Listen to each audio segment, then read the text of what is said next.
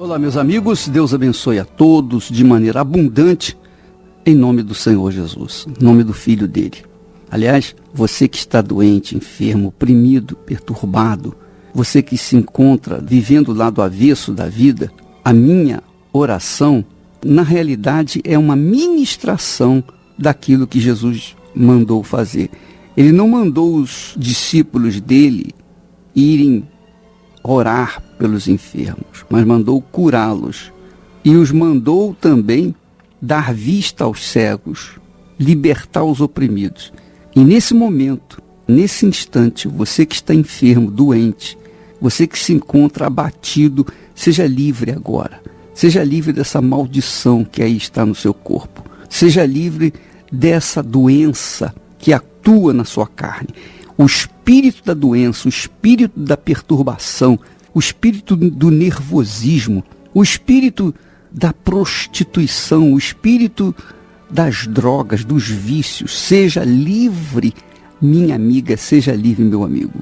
Agora mesmo dessa maldição, dessa força maligna que está sobre o seu corpo. Em o nome de Jesus, você que crê, diga amém e receba agora aquilo que você crê. Em nome do Senhor Jesus, amém.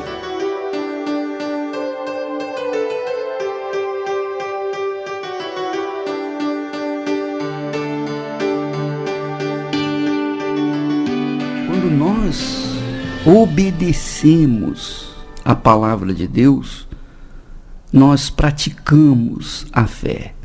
Quando nós praticamos a fé, nós obedecemos a palavra de Deus, porque sem fé é impossível agradar a Deus. A partir de hoje, eu gostaria de entrar na base da nossa fé.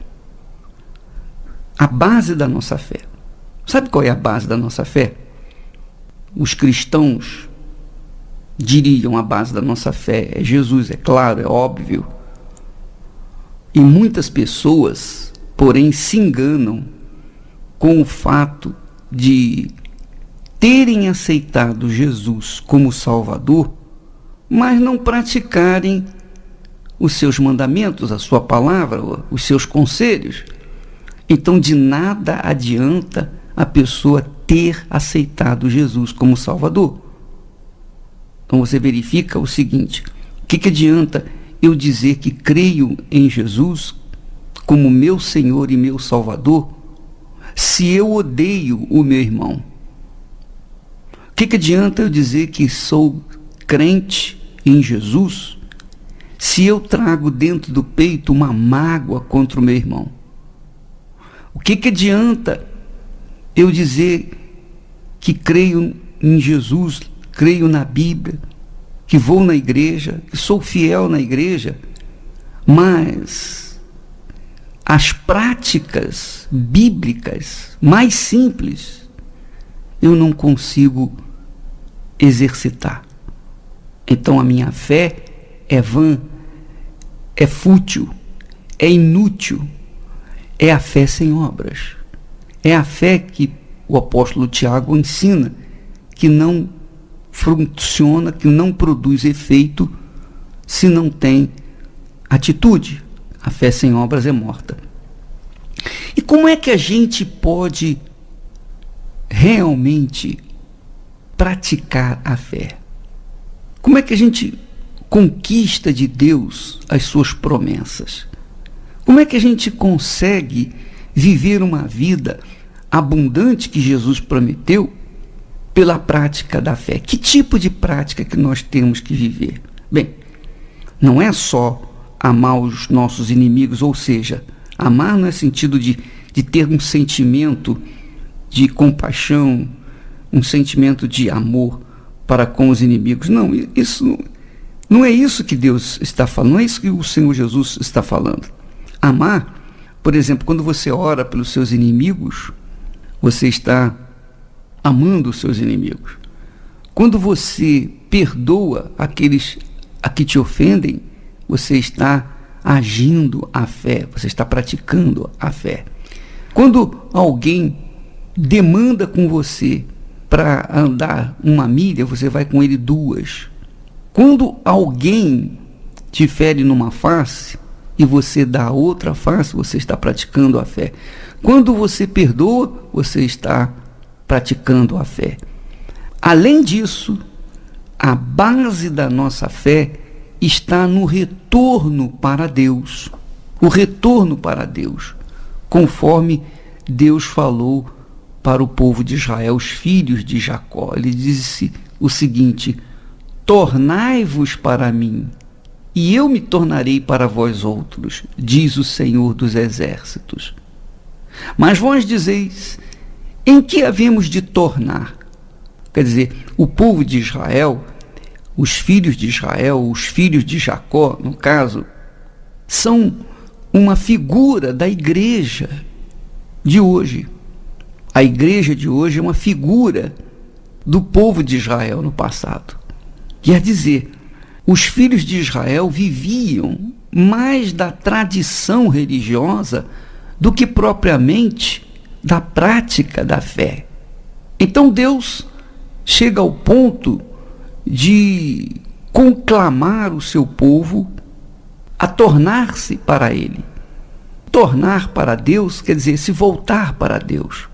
Voltai-vos para mim e eu me voltarei para vós outros. Porque o povo de Israel estava vivendo desterrado. O povo de Israel estava fora da terra, tinha sido exilado, os inimigos tinham invadido Israel e tinham levado cativo os filhos de Israel. Lembra de Daniel, o profeta, o grande profeta Daniel, que foi exilado na Babilônia? Lembra que eles foram exilados, os filhos de Israel foram exilados da terra santa, da terra prometida. Então, esse povo estava desorientado, estava abatido, estava gemendo sob o chicote dos seus exatores, sob o chicote daqueles que os dominavam. Qual era a solução? O que eles podiam fazer para que Deus mudasse a história deles, que Deus novamente os libertasse do novo Egito? Porque antes Deus havia libertado do Egito, mas agora eles estavam na Babilônia. E agora, como é que eles vão fazer? Como é que eles iam fazer? Eles estavam escravizados em outros povos, em outras nações. Ora, Deus fala: tornai-vos para mim, e eu me tornarei para vós outros.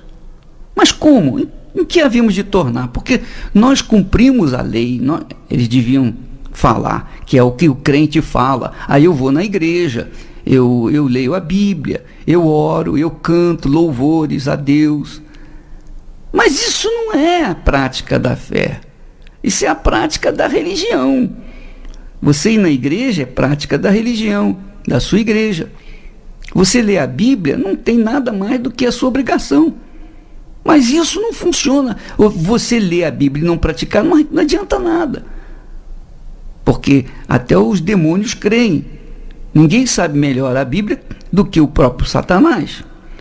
E nem por isso deixa de ser Satanás. Então Deus falou: tornai-vos para mim, quer dizer, volte-se para mim. E como ele poderia voltar para Deus?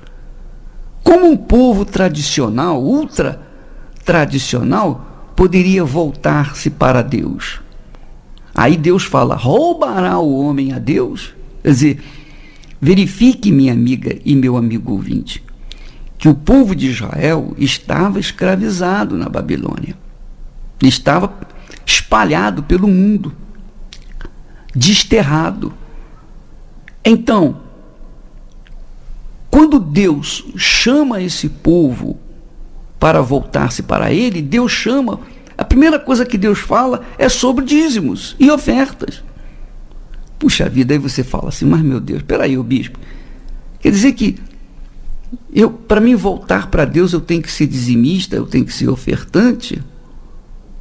Eu tenho dado minhas ofertas na igreja? Sim, minha amiga, meu amigo ouvinte. Isso não significa nada, porque dar oferta, você dá R$1, você está dando oferta, não deixa de dar. Você dá 1 centavo, você está dando oferta.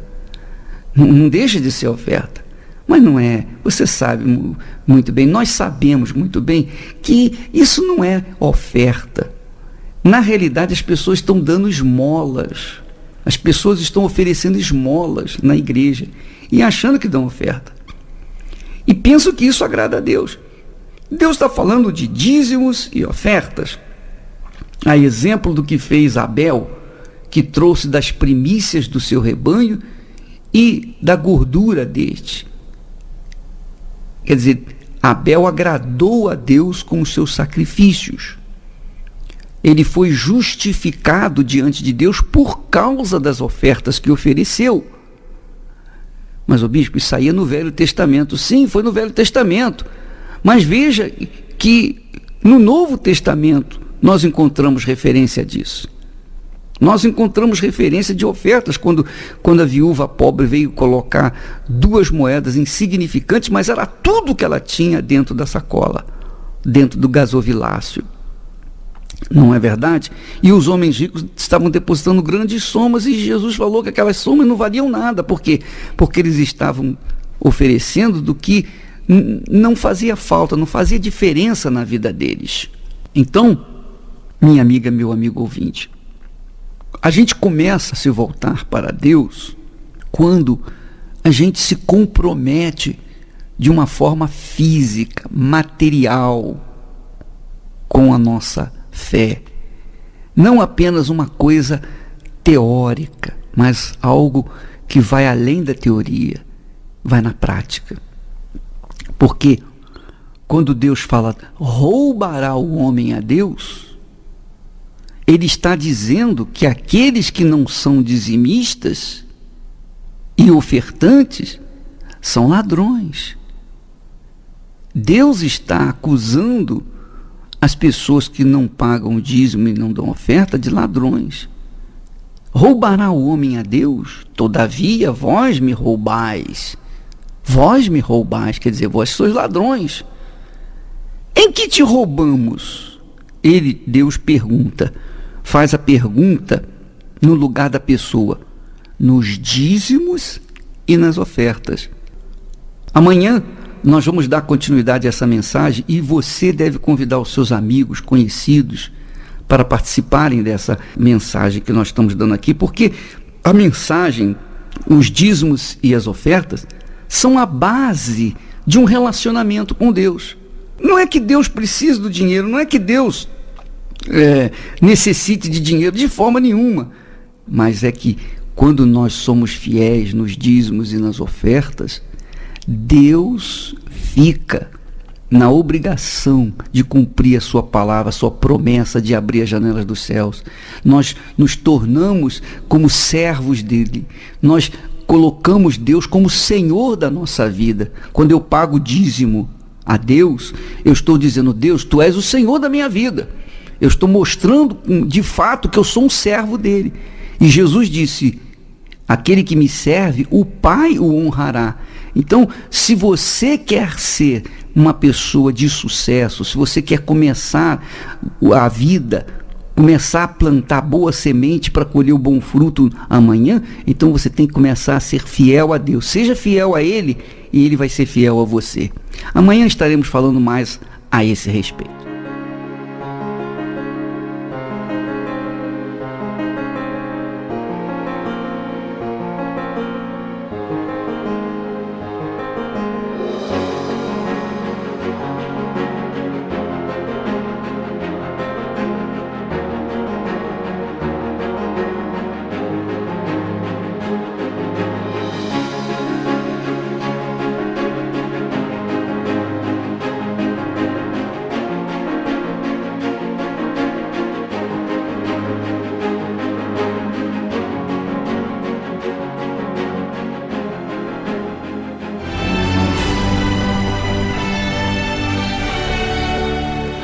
A minha infância ela foi sempre regrada, né? Meu pai, era só ele que trabalhava em casa, então era tudo muito difícil.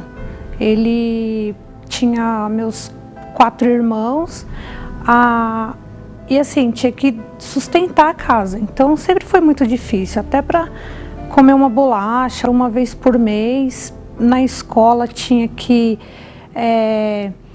o uniforme era aquele, se sujasse no outro dia já não tinha um uniforme para ir para a escola. E quando eu completei 16 anos e um mês, eu casei. Casei com uma pessoa também nova, com 21 anos. Eu assinei para casar, meu pai também concordou, era um homem de bem. E eu parei de estudar por conta disso, ele era muito ciumento, parei de estudar. Então aquilo que eu achei que ia melhorar, não melhorou significativamente. Por quê? Eu tinha um novo pai, na verdade, porque ele me limitava mais do que o meu pai. Então não tinha o que crescer, não tinha o que mudar muito. E nisso eu me habituei àquela vida. Aí fiquei grávida, ganhei o meu filho, meu marido foi assassinado em decorrência a um assalto. E nisso eu me abalei muito, porque ele era o meu chão. Como eu falei, ele era como se fosse um pai, ele cuidava de mim. Então eu não ia no mercado sozinha, eu não fazia feira sozinha. E nisso passou um ano, passou 2 anos, e eu naquela depressão, naquele fundo de poço, naquela tristeza. E eu já não dormia mais. Por que eu não dormia? Porque eu sonhava todas as noites com ele. E nisso eu liguei a minha televisão e fiquei lá mudando de canal, mudando. De repente eu me vi assistindo uma programação da Universal.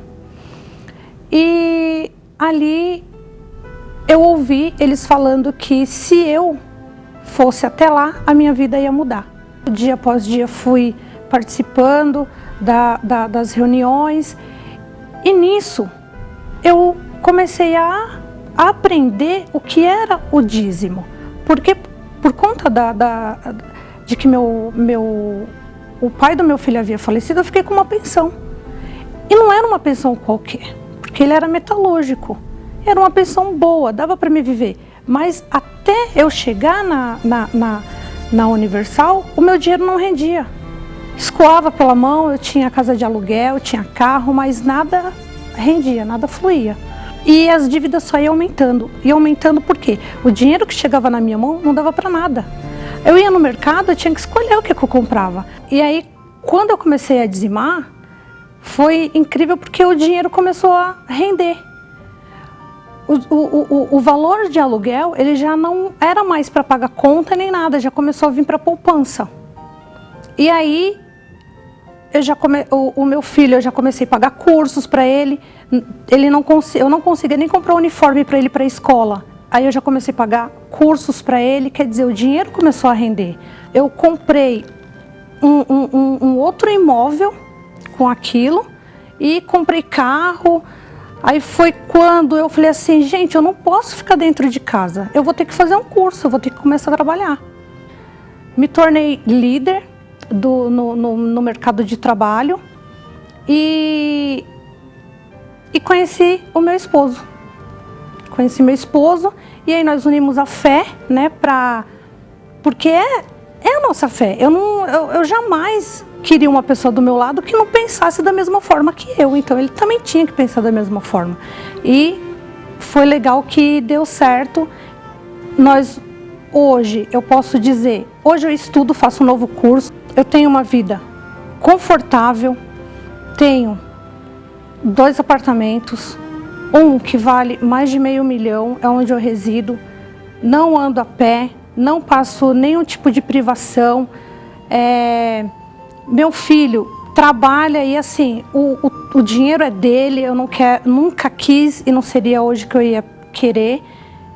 Eu tenho uma vida confortável depois que eu me tornei uma dizimista fiel.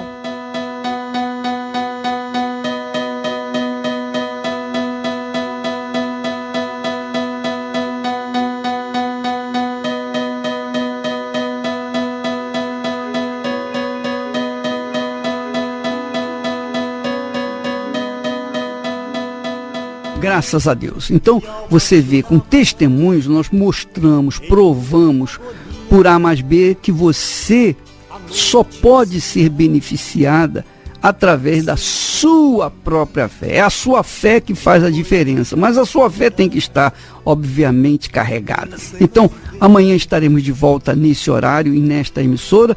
Deus abençoe, em nome do Senhor Jesus.